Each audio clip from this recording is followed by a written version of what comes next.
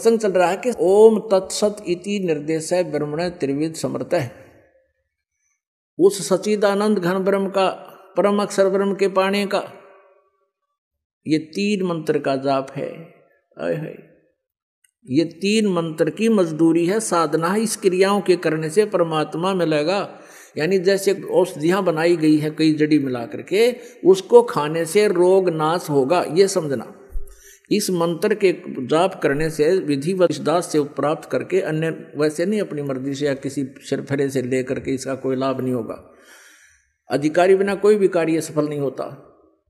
तो इस दास से लेकर के तुम इसका जाप करोगे तो आपका जन्म और मरण का ये रोग कटेगा और परमात्मा मिलेगा, स्वस्थ हो जाओगे। अपने आत्मा 8वें अध्याय के 5 और 7 में तो ये खुद कहता है, मेरा भजन कर, मेरा जाप कर, मेरा स्मरण कर।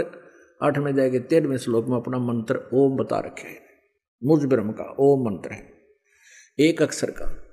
और फिर 17वें अध्याय के 23वें श्लोक में उस सच्चिदानंद घन ब्रह्म के पाने का मार्ग है। ये तत् और सत्य ये गुप्त हैं, इससे ये काल परिचित नहीं है इन 2 मंत्रों से। इसलिए इसने ऑप्शन छोड़ दिया है 4थे अध्याय के 34वें श्लोक में कि उस तत्व ज्ञान को, परमात्म तत्व को, परमात्मा के बारे में विशेष जानकारी को तत्वदर्शी संतों से जाकर समझो, वो बताएंगे।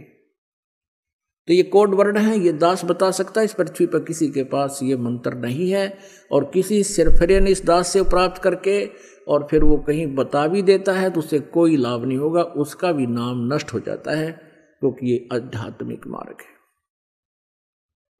और काल ये चाहता है कि कोई 1-2 ऐसा सिरफरा तैयार कर दूं जो औरों का विनाश कर दे, लेकिन अब आप समझदार हो, शिक्षित हो, अब इस भूल को नहीं करना।